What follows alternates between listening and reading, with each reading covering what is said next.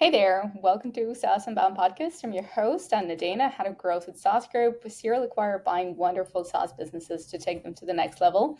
And here I chat with inspiring founders and experts to get an inside scoop on how they made their business a success. So today with me is Tim, serial entrepreneur, environmentalist, and of course, co-founder of SaaS Group. Welcome.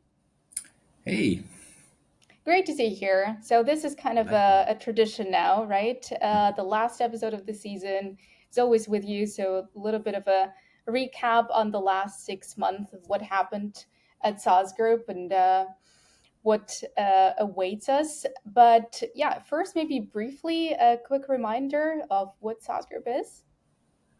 Yeah, so as you said in your wonderful intro, we're buying wonderful SaaS companies, lots of small, little niche SaaS companies. There's a wonderful world out there with a lot of independent developers, bootstrappers in particular, but also some VC-backed companies, which get to a few million in revenue. And then, yeah, founders want to do something else or build a new product or also continue and they want some help. They want to internationalize.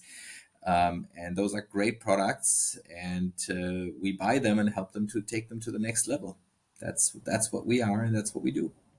Perfect. So let's talk about the next level, because the last year has been not easier than the year before that, and growth is slowing down and everyone's kind of going sustainable. I mean, we've kind of been on this sustainable path from day one, but still, what do you see, what kind of trends you see within the companies, and maybe you have a recommendation like how to slow down and like how to embrace what is happening right now. Yeah, no, yeah, as you said it, I think we've seen a lot of companies suddenly move towards sustainable profitability. In 21, 22, it was basically the mantra was always growth at all cost. Money was cheap. I've seen a lot of companies raising money, for example, at 100 million valuation, and they have like 2 million revenue, and their VCs was, okay, how do I get from 2 to 10 in a year or 2 years? And you can try. You recruit a lot of salespeople. You just do everything. You fire from all cylinders, but at the end of the day, still very few companies make that kind of hyper growth. And now, yeah, now is the time where a lot of them are like pulling back, refocusing on profitability, and they're like, hey, we made it from 2 to 4 million, which is still pretty good, but we wasted, quote unquote, 20 million or something on that journey. Maybe that's a little much. And some can pull back fast enough, others don't. But yeah, definitely last year has been a lot about profitable growth. And we all still want to grow, but I think we're in the current environment, we're quite happy, or most companies are quite happy if they grow 10, 20, 30%. It doesn't have to be hyper growth. Absolutely. And the same case for VC funded companies, and a lot of them who, like you said, maybe have spent a little bit too much on their growth or trying to slow down. And I had a conversation with another founder here who said, I've never seen a case of a VC funded company going back to this bootstrapper mindset. And I mean, we bought a couple of VC Yeah. funded companies. How are we doing this? Well, there are cases, but it's hard. I think the founder, what he or she said is there's some truth to that, but we've done it a few times now. For example, the case with Zenloop, the company was in bankruptcy before. So then, of course, it's from a founder perspective, it's too late. But then, very often in a bankruptcy process, a company still has a couple million revenue, and you get the chance to restart it. Of course, that's not what you aim for. We had one other company, Bcast, a French company. They are the founders together with their VCs, and they had a lot of VCs and angels, I think over 40 of them. They made a very conscious decision. Now is the time to actually sell the company, recoup the investment, but we're not, this company won't become a unicorn.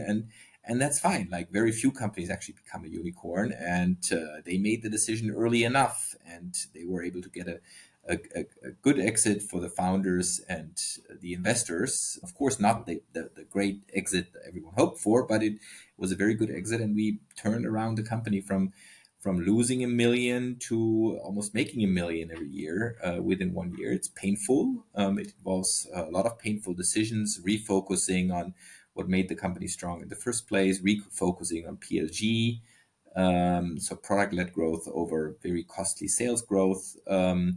And it's now a great product with a great company, and that's we're trying to do this again. So we made a few acquisitions also this year, where in some cases that's going to be the playbook. Okay, that's interesting. We'll get to the new acquisitions, but uh, because you just mentioned we're going PLG instead of sales led, and again, a lot of talk on the podcast that a lot of companies are trying to move up market, and it's maybe no longer that feasible, at least right now, to just try and stay PLG, and everyone's trying to adopt sales led marketing or founder led marketing, whatever that would steer them a little bit away from just pure PLG and lower tickets. So yeah, I think the question is, do you actually believe that PLG can survive sustainably right now? Yeah, I mean, I'm a big fan of PLG because, sure, at some point when you have bigger clients and enterprises, you need to add a sales component. But I actually believe the core of literally every product should be PLG, because what it forces you is to make products really usable. Like if you offer like a self sign up, and you want to be able to serve a customer and to solve the problem of a customer without any human touch, then you're kind of forced to build great products. And that also helps you with enterprise. So I'm a really strong believer that PLG is the basis for any company. And take some of the best companies or the best products in the world. I mean, take Gmail, for example, which is our whole company runs on Google Enterprise. They've started as a consumer product, and that has forced them to build a really usable and very user friendly business product at the end of the day. And that distinguished them from other competitors, while I think the other way around tends to build kind of clumsy products. And so I would go PLG with a few exceptions. I mean, there are some super specialized products which just really don't work in PLG. If you like in some super vertical software, it might not work. But for anything where there's a even a remote chance that it can be a consumer or small medium enterprise product, I would always go this way, and then just add enterprise as a layer, but not the other way around. Okay, thank you. All right, so let's get to the companies that we bought this year. I think it was four companies so far, on the Yeah, way that's to correct. our fifth. But yeah, what they are, I know we cannot really spill all the beans here, but what they are, why you got excited about them, and yeah, how do they fit our portfolio? Yeah, that's a good question. Like we haven't even announced all of them, right? But maybe we also should give our podcast listeners some little bit extra information, opposed to hearing it then a few weeks later or something. But let's maybe start chronologically. First one we bought was Deploy HQ, and Deploy HQ is an add-on acquisition for our existing brand DeployBot. Our first brand. It was actually the first brand we bought. It was actually the birthing of SaaS Group was the purchase of DeployBot, and it's exactly in that space. The general manager of the brand Facundo, he's doing an amazing job of merging the two as much as possible while still kind of preserving what made both brands good. And it's a great experiment, but it's one where it shows that if you find something in your space where you actually can leverage real synergies, then that can be a really, really good acquisition. It's also something I think founders should sometimes look out for. Is there a struggling competitor or just someone who doesn't want to do it anymore? Can I add this to my existing business? And this way, kind of add some customers, add some technology, also sometimes add some great people. So I think those are the main three reasons why you do add-on acquisition. Sometimes it's a mix of those three things. In this case, it was mostly about customers and technology. They've got some great tech. There weren't any people coming with it, so we continued to manage it. It was an asset deal, but I think a very good one. And so was one of our first add-on acquisitions at SaaS Group. And there is one more that we still can talk about.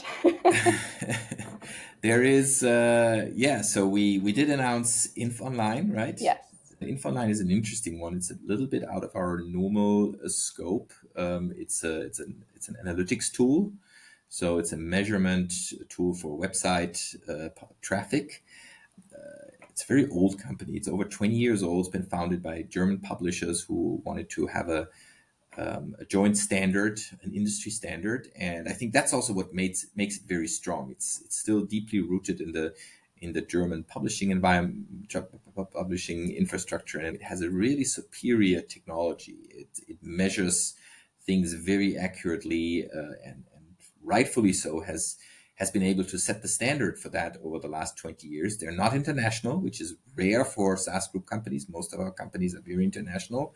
It's also heavily enterprise, so it's not really PLG, but there is a very strong technology core, and we intend to keep this, to build it up, maybe see if we can internationalize in the long run, but also make it a lot more efficient, bring it into the 2020s in terms of cloud stack. There's still a lot of like some older data centers and a lot of stuff which we think we can simplify a lot. We're working on a lot of modernization, but then also providing a great product for those customers, some of which have been with us for over 20 years. But a very interesting experiment also for us, because it's not PLG. It's a little bit of a different product than other ones, and quite a lot of work. But we think that they have something great, and we can do something with it. And stay tuned for the two more announcements that we're not revealing just yet. Not spilling all the No, secrets. your lips are sealed. No, Yes, no hint, no hint for our podcast listeners. absolutely zero. Zero. But if maybe someone wants to guess it, we welcome comments. Okay, yeah. Interestingly, maybe that we will reveal that we stayed in Germany for some strange reasons. I don't know why. Those three acquisitions in the summer, including Infoline, were all German, which historically hasn't been the case. Our majority of our acquisitions have been in the US and Canada. We also are overweight in Canada. We've made 3 acquisitions in Canada over all those years. So there's something about Canadian founders which we seemingly like. But yeah, those 3 were in Germany. Also, very, very different cases. Maybe I'll say that much. That's not revealing to it. But one is, and I love that because we had that once. We had with Prerenda already. Prerenda is one of our star brands, as you all know. And Prerenda, when we bought it, was also one very brilliant technical founder who just had one customer support person, making millions of revenues pretty much alone. And one of the German companies like that. And I have huge respect for founders who basically build something up on their own, scale it to like 2-3 million revenue without any single employee. And that's just amazing. That's the case in that one company. And the other company is a beautiful product, really, really great. And it's one of those cases where we think, hey, this company's in Germany. They have a clear focus on Germany, but that product is so good. It's better than anything else we see in the world.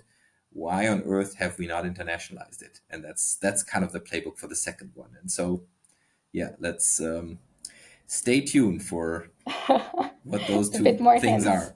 Yes. Okay. Okay. So the details are on you. I haven't shared anything. But last year, we even had a teeny tiny internal joke because we were also redoing the website a little bit. And if you go to the testimonials from the founders, we said we only acquire companies where you can ski. Oh, really? Yes, because if you take a look, I think we have Josef there from Austria, and then Antoine from Canada, and then Helena from Finland. True. So yeah, I mean you can ski in Germany, right? So Yeah, we yeah. can find Well, a that couple of one people. company is in Berlin. That's not skiing area at all. And yeah, we've had other things. Well, Yes. we have a company in Texas that's also not not really skiable. No, So my not works. yet. And I think I did tell you, Anna, that I actually visited our quote unquote headquarter last month. No. I will So that's link the picture. yeah, link the picture, please. That's also a fun story. So because we're a fully remote company, we don't really have a headquarter, but of course you need something. You need something where also government and tax authorities they need to deliver mail to. So there are all those remote post services. And when we started SaaS Group, we started that in Las Vegas, and that's one of those post boxes. And I finally visited it after all those years, and it's a shack outside on one of those ugly streets leaving Las Vegas, some fast food things, and then like literally a shack where they process letters for I think hundreds of remote companies. And I took a picture and then left again. But yeah, Did you have some post? I don't know. They didn't let me in because I have, of Oh course, no. of course not. I mean, anybody can come and say, I want to see SaaS Group mail, and it's immediately digitalized. So I don't Okay. think there was anything lying around. And there isn't much post, but like every few weeks there's something coming, and yeah, Okay. Yeah, yeah, it looked incredible. yeah, We all had a lot of fun. But okay, maybe on a more modern trajectory, let's talk a little bit about our central services that we have at South Group, and also especially one that I want to mention here is of course AI. Where as everyone else out there want to play with AI a little. So first of all, AI acquisitions, right? I know you've had an episode with Pascal from Labs, and you discussed hmm that. Congratulations, by the way, you're now a host. So I'll talk to you about that too. But yeah, what about acquiring AI companies? Are we looking at them? Are we still kind of holding back and just seeing like how they evolve? What's the deal there? yeah. I mean, AI is super important. We, as everybody, as you said, we're working on integrating AI everywhere. I mean, in some cases, it's very core of the product. So Zenloop, for example, or Gominga, two of our brands, they've been quite advanced there because it's a lot about analyzing, summarizing data and insights, and AI is really core of the product.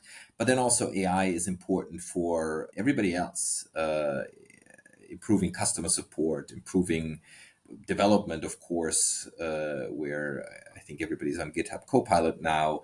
We also have started to publish our own GPTs in the ChatGPT store, which to me is a little bit like what the iPhone store was 12 years ago when they started. I think that could be the ChatGPT. So I think it's some really cool experiments there. Also bought something there.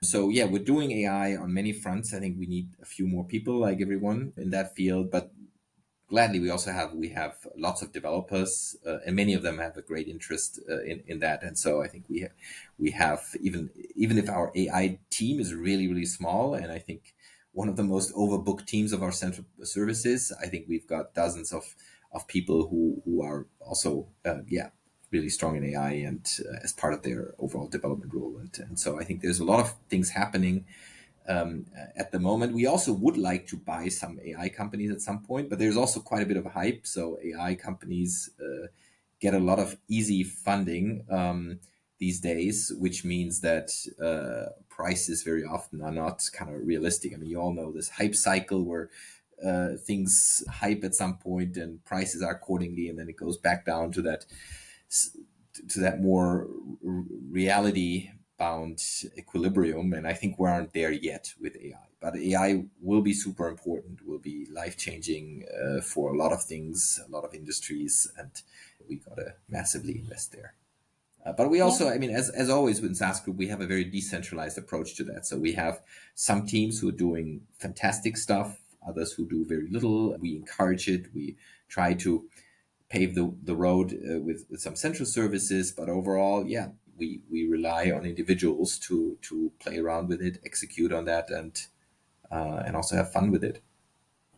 Any AI tools you're using? Oh yeah, I use a lot. Maybe doing, I mean, the obvious ones: ChatGPT, Perplexity. Those are those for answers. Maybe a couple other ones. One recommendation which I really love is languagetool.com.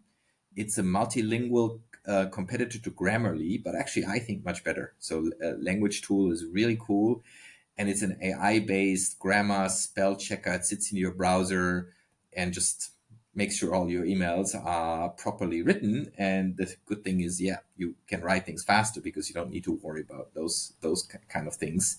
So that would be one of my favorite examples on where AI really helps me in daily life. Okay. We will soon announce a new AMA about AI with Cool. Vadim, one of our members of our AI team. So, again, stay tuned. We're just announcing stuff today, left and right. But okay, I have obviously, a question because we already talked about it a little bit. Acquiring new companies and the way we do it, and we started going out there a little bit more. You're on board, which is great. How do you feel going to events, talking to founders? Any recurring topics maybe that you hear founders being like concerned about or excited about? Anything that is cooking in the SaaS space? Yeah, so kind of one we touched earlier on is that recurring theme of how do I get to profitability? How do I get costs down while maintaining revenue growth? I think that's been a recurring theme of the last year in particular. And then I think, I mean, AI is the other topic. So I think the two big ones we've talked about, and the third one is I would say an evergreen is really it's also why we started SaaS Group. Is I very often talk to founders about that question, kind of what do I really want to do with my company, my life, and everything, and that sounds very philosophical at first, but I think it's a very very important question because like in the first couple of years most founders are just kind of heads down in their work. They want to build some MVP. They want to show that people buy their MVP, and then they struggle to get into. They're kind of in survival mode, so you don't have a lot of time for philosophy if you're in survival mode and you want to show, okay, this company is actually working, the product is working, the vision I have for this product is working. But then once you're past this point where you're like, okay, I'm at 1 million or 1.5 or 2 million revenue now, I have achieved profitability.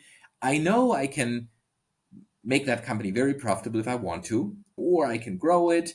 But that's then when you start is, okay, wait a minute, what do I actually want as a person, as a human being? Is like, do I want to go back, build MVPs because that's what I love? Do I want to scale this big time? Do I want to take VC money? Do I want to take some money off the table and provide dividends and do something else and have to run this as a lifestyle business? And suddenly you have a host of opportunities. And that's when you want to exchange those thoughts with other founders, with people like me who've gone through different journeys and experienced that, or some of our other sellers at SaaS Group.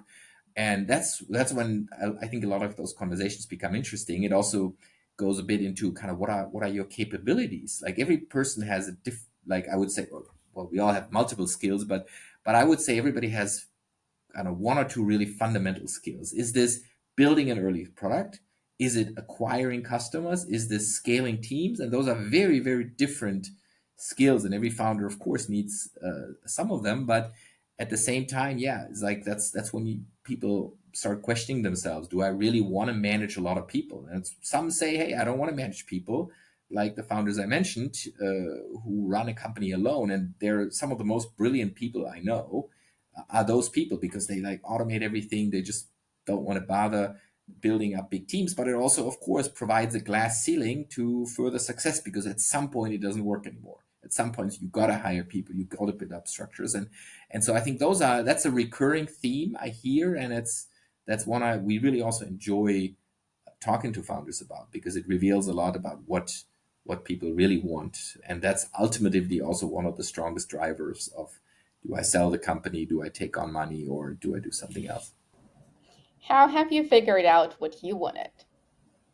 Yeah, well, I figured that out for myself a while ago that I'm not good in early stage stuff. I'm not the person who builds an MVP and really kind of tweaks things for the first 2 3 years. But I can't say that I'm fairly good at scaling things.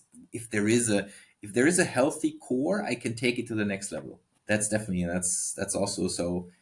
Starting SaaS Group also has a selfish personal motivation to applying my skills to what I think I can do reasonably well. Okay. All right. Well, yeah, getting back to your podcasting experience, and thank you for, taking one episode off my table per month.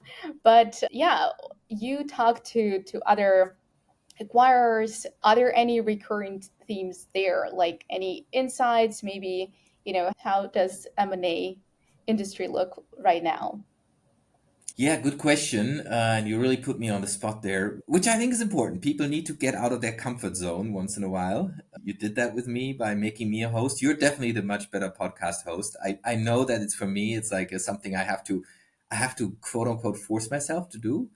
And yeah, you or also Toby, our CTO and co-founder, he also runs a podcast series. So there's some people who are naturally in it. I still have to learn it. I mean, the people I'm talking with as part of the series is a very narrow group in a way that those are people who run similar serial acquire businesses, mostly not in a competing way, but some there's a little bit of an overlap. So the theme is very recurring. I mean, all of serial acquirers have the same issues. It's finding the right sellers. It's pricing, buying at reasonable prices, and of course, then how to develop something that is there. So I think the themes are very similar, but then of course, it's very different whether you have very functional vertical software or you have more PLG horizontal software like us. But I would say that the common themes then are again super similar, which is interesting to see because I think we're seeing the same in the SaaS space among SaaS founders. The issues are also very similar. So once you're in your group, then even if you're competing or doing similar stuff, then also the issues become similar, which makes this a nice exchange also with fellow founders. So yeah. So Yeah, thanks for putting me on the spot with that. anytime. But yeah, it was really interesting. I was listening to your episode with the guys from Sure Swift, obviously, and it really stuck with me how they shared, their horror story when Mm. there was like lack of transparency with the founder, and it turned out there wasn't a team that they hoped would be there. And I thought, oh my god, like yeah, this is literally a horror story, but also maybe something that could have been avoided. So maybe you could tap into, the process of due diligence and how we do it. And shameless plug, we're working on an M&A course, making it a little bit easier for sellers to sell, not just to saas.group, but just in general. But yeah, maybe if you can clear up the air a little bit for the sellers, like how it's done, and like what acquirers expect first and foremost.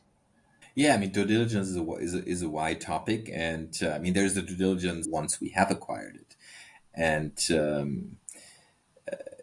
that's I think equally important because like if you basically drop everything after you have signed, that's also a recipe for disaster because of course things change over time, people change, and so the integration of also transparent dashboards and numbers and everything and people structures into our structure is equally important than doing our research in the first place. Yeah, I mean, when it comes to due diligence, that we could probably fill and as you said, we will be filling our own course and podcast with that. But yes, at the end of the day, due diligence, of course, is the process where the buyer, after having general agreement on the price, really digs deep into a company, finds out everything about the people, the products, the customers. It's basically almost open books with the idea to see are there any hidden problems.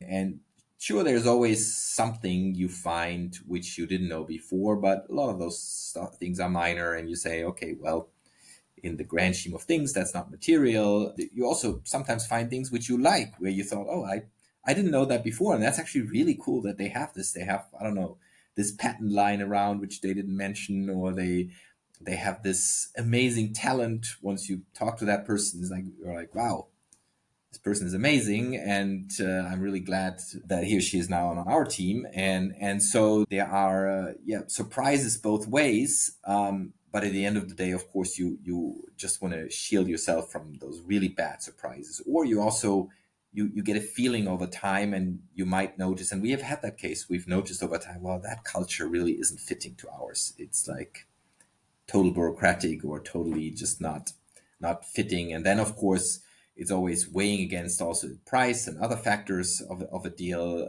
but that can lead to then both sides at some point saying, well, that deal, we shouldn't do it. It can also be the other way. If the seller discovers, well, those buyers, they pretended to be nice until we signed the term sheet, and now they're really behaving like assholes during DD, well, there's a certain likelihood that they will continue to behave like assholes after they've acquired the company, even more. And so it should serve as a signal also to sellers. I don't want to work with those people. So I think it goes both ways, but of course there's more of a look into the selling company than the other way around. And yeah, but that's an interesting topic. So I think we're gonna dive deeper in the course. We will have, I guess it still takes a few weeks and months until we finish it. It's a lot of work, but we'll have something. And I think we have some We'll get podcasts there. on DDs as well, right? On Absolutely. HRDD and product DD. We already have some podcasts on that. So Product those DD we'd will recommend. actually be live next month, Cool. but so far, Tech DD, even two of them, marketing, yeah. Yeah. So I'll Cool. definitely share them. But yeah, another honest question. Somehow I always wanted to ask you that, never did. But what was the how the initial idea of keeping the companies independent come to you? Because there is, like you said, there is virtually no centralization whatsoever. Brands stay on their own, and they're free to decide where they want to go and what they want to pursue. And that means, of course, a lot more freedom for them, and they know their product and they can develop it the best way they know. But it also means way less kind of control of where the whole group is going. So yeah, what was the decision? How did you make that decision to keep everything separated?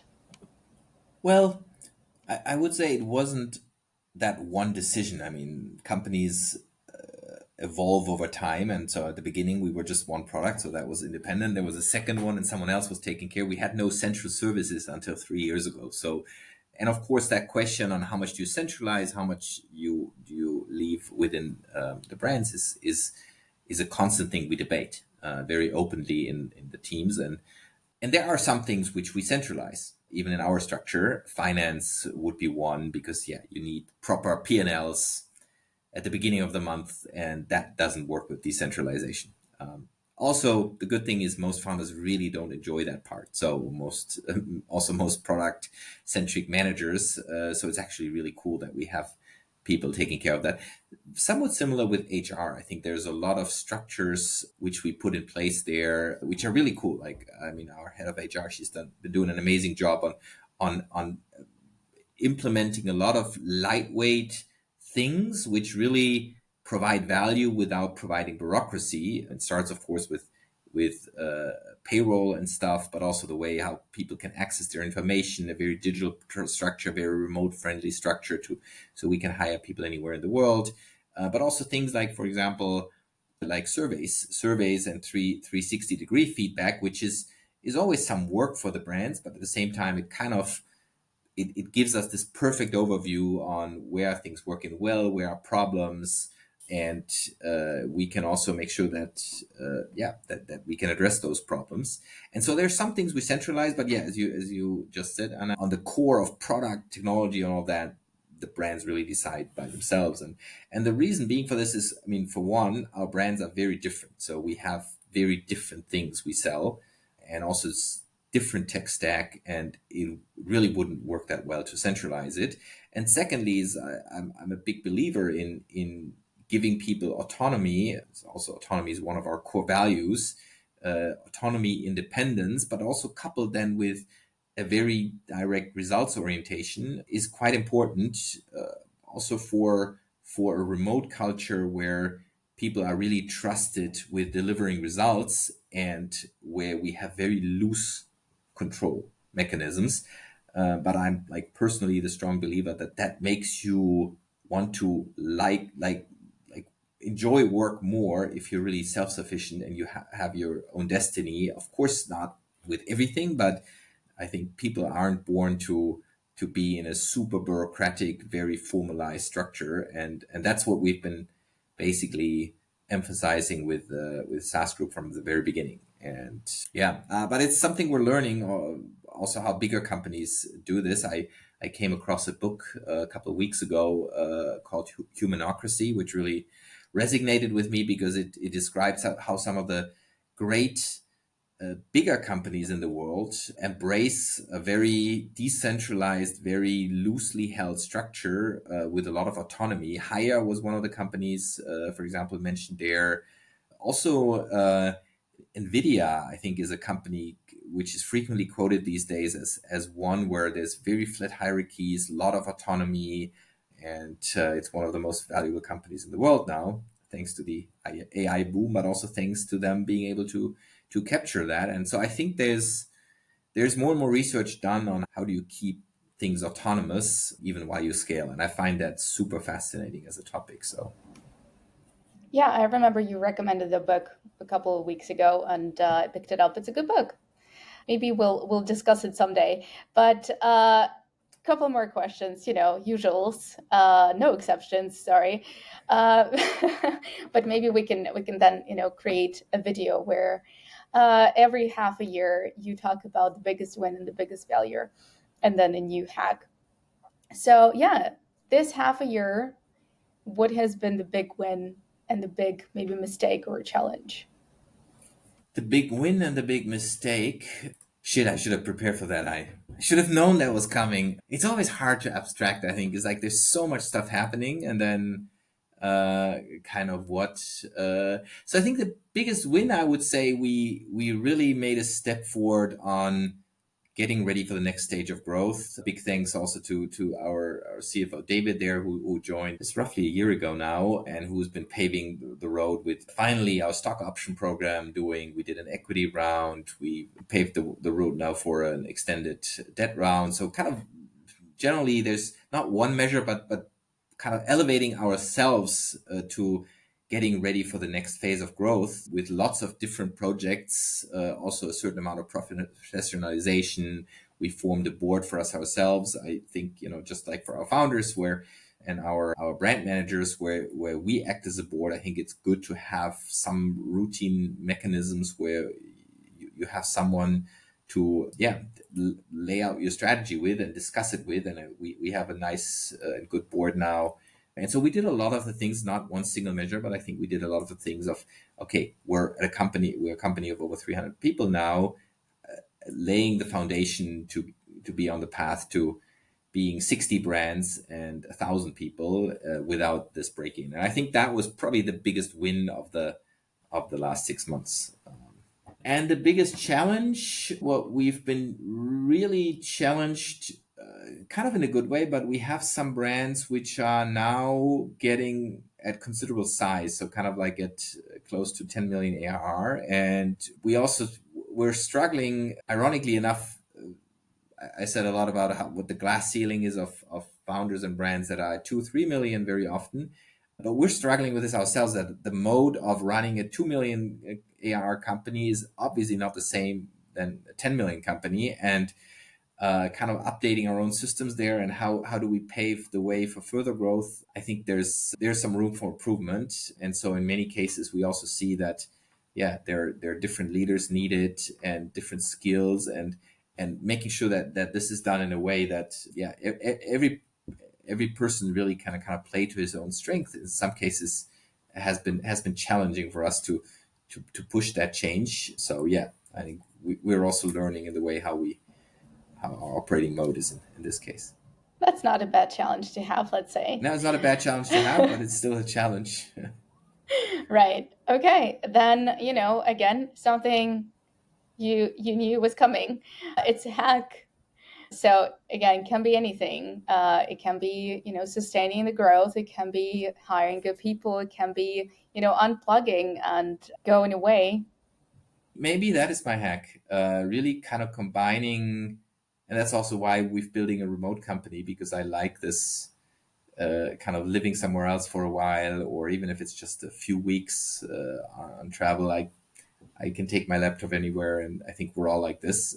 We have many people like yourself I mean, you're more extreme in this case, but it's we have some others who are very passionate travelers. Or just I had a coffee chat. We have this, as you know, we have this coffee chat mechanism at SaaS Group where every 2 weeks you meet, if you sign up for that, you meet two random SaaS groupies somewhere in the organization. And that's cool because like you tend to deal with the same people, even in a remote organization. I had a coffee chat and one of our product managers, in this case from Romania, she said, hey, I did a lot of product work. So I basically just spent a couple weeks time with each of the products. Some was in Berlin, some was in Lisbon, some was in Hungary, and I just traveled the world and kind of mixed the best of both things, like travel, business, and pleasure. And basically, the selection was where do the teams I work with, where are they? And I think that was very smart. I think combining business and pleasure in an elegant way, and I think that resonated with me because I would say that's also part of my hack. Okay, that's a good hack. I totally back you off on this. I use it too. Yeah, and what I mean also by that is not saying no. The flip side is of that often saying no to travel where you just do the travel for business sake. So of course, I could travel every day and meet someone, and those would sometimes be very productive meetings. But also my day would be super stressful. I wouldn't get to a lot of other things, and so I've made it a habit to really, when I travel, then I also do a lot of business meetings, but I'm there anyway. It's not stressful. It's part of kind of my experience. And so now, for example, last 4 weeks when I was in the US, I met a lot of people, and many of them I've worked with. FE International, for example, we've worked with FE International, fantastic team.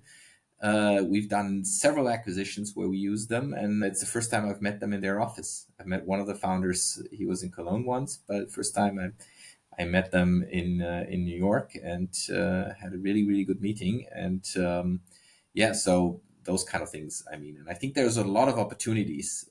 Also, some SaaS groupies I know they make it a habit when they're in a city. They see, okay, who of my fellow teammates are there, and that creates some really cool connections, which are important in a remote setting. I think in a remote setting, one of the biggest problems is alienation from your coworkers, and having that part not as direct social circles. And so I think there's some tweaks on how you can make that work in the setting we have, and then it's very fulfilling. Absolutely. That said, we're all coming to Paris in less than Yeah. a month. So if you're listening, you can catch us there. But yeah, it's been great chatting with you. I feel like it was a bit of a different format that we usually have. But yeah, glad to kind of um, see the lay of the land, where we stand with SaaS Group and where we're going. But yeah, if anyone wants to find you, how to do it? LinkedIn is one, and otherwise just Tim at SaaS Group. Very simple. Easy. All right. Well, thank you for your time, Tim. Always happy to see you here. And yeah, see you in 6 months.